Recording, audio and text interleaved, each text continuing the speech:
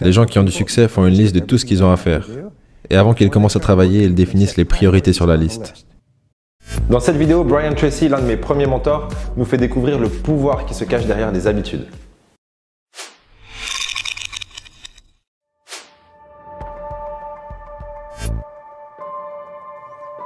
Hello, je suis Brian Tracy. Et on me demande toujours, quelles sont les habitudes des gens à succès? Qu'est-ce que les personnes qui ont du succès font habituellement tous les jours qui les mène à faire partie du 20% de personnes qui ont le plus d'argent dans notre société? Aristote a dit que 95% de tout ce que vous faites est le résultat d'habitudes. Donc la règle, c'est former de bonnes habitudes et faites-en vos maîtres, au lieu de laisser le temps aux mauvaises habitudes de se former. En effet, la règle dit la chose suivante. Les bonnes habitudes sont dures à prendre mais faciles à vivre. Mais les mauvaises habitudes sont faciles à prendre mais dures à vivre. Maintenant, l'un des tournants dans ma vie et dans mes études de la psychologie a été d'apprendre que toutes les habitudes sont créées et peuvent être détruites. En fait, vous ne détruisez pas vraiment une habitude.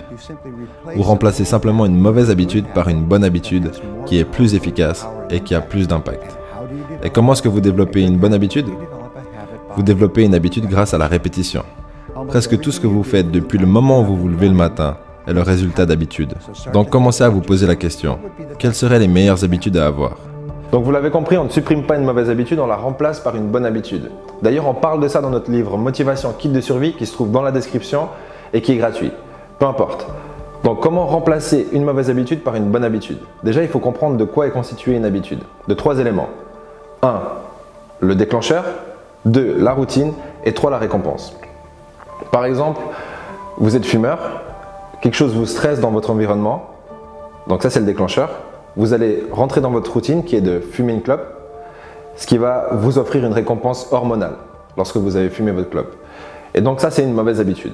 Et comment est-ce que vous pourriez remplacer cette mauvaise habitude par une bonne habitude? Simplement, en tout cas pas par le déclencheur, parce que vous ne pouvez pas contrôler ce qui vous entoure, donc le déclencheur, les éléments qui vous stressent à l'extérieur continueront de vous stresser. Par contre, vous pouvez attaquer sur votre routine.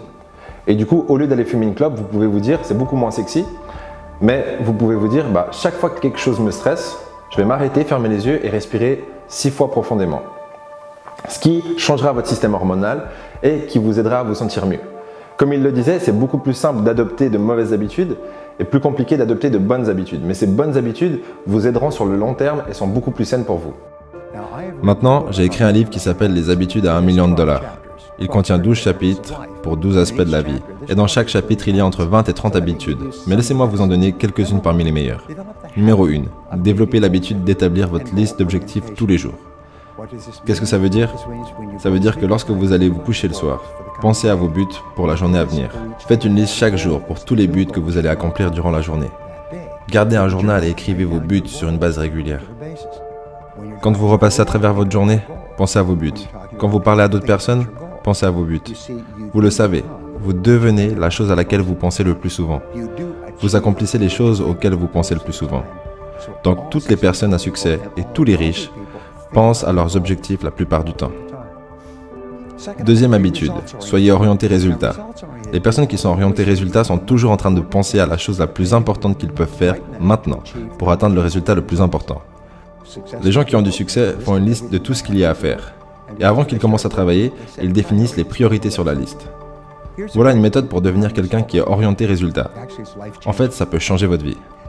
Demandez-vous, une fois que vous avez votre liste pour la journée, si je ne pouvais faire qu'une seule chose sur cette liste avant que je doive quitter la ville pendant 1 mois, quelle activité voudrais-je être sûr d'avoir terminée? Mettez un cercle autour de cette tâche et commencez à travailler dessus immédiatement. Et ensuite, disciplinez-vous à travailler non-stop sur cette tâche jusqu'à ce qu'elle soit terminée. Cette simple technique a emmené des gens de la pauvreté à la richesse partout dans le monde, depuis au moins 100 ans.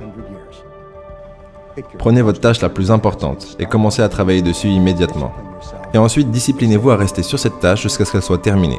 Alors, comment devenir orienté objectif? Laissez-moi réfléchir. Non, je déconne. Simplement en ayant un objectif. C'est aussi simple que ça. Maintenant, un point crucial, c'est de savoir qu'il faut avoir des micro-objectifs et des macro-objectifs. Et du coup, vos micro-objectifs doivent s'emboîter dans des macro-objectifs. Et qu'est-ce qu'un micro-objectif? C'est un objectif pour la journée, des objectifs quotidiens. Et un macro-objectif, c'est un objectif sur une année, 3 ans, 5 ans, 10 ans. Vous devez avoir tous ces objectifs et ils doivent s'emboîter. Si ce n'est pas le cas et que vous passez la plupart de votre temps à siffloter et vous promener, vous êtes un drifter. Et vous savez ce que c'est un drifter? Justement, c'est quelqu'un qui vit la vie sans objectif. Et cette personne finira forcément par travailler pour quelqu'un qui a un objectif. De toute façon, vous travaillerez pour un objectif. Le vôtre ou pas, c'est votre décision.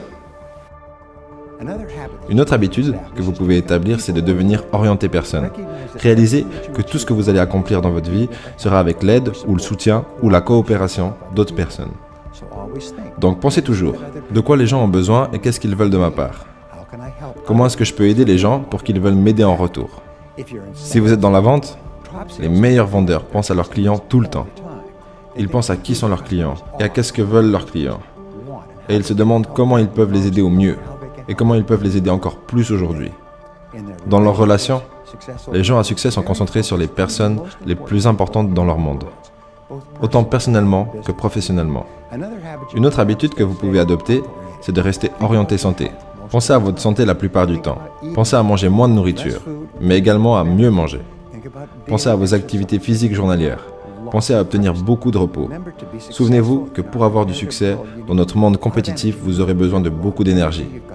Pour avoir beaucoup d'énergie, vous devez manger de la nourriture de qualité, beaucoup vous reposer et faire du sport régulièrement. Une des habitudes les plus importantes est celle liée à votre caractère et votre honnêteté. Dites toujours la vérité, peu importe le prix.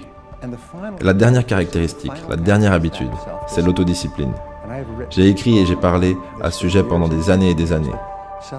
L'autodiscipline semble être la fondation qui fait que tout le reste est possible.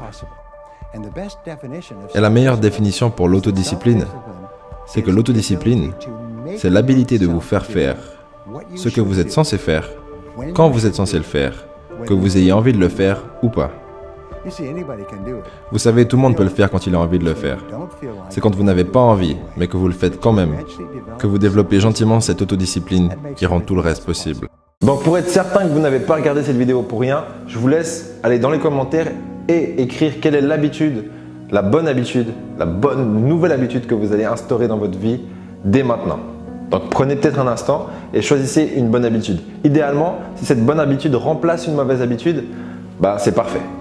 Je vous laisse noter ça dans les commentaires et lâcher un petit pouce en l'air si la vidéo vous a plu et on va pouvoir sans plus attendre découvrir le prochain épisode.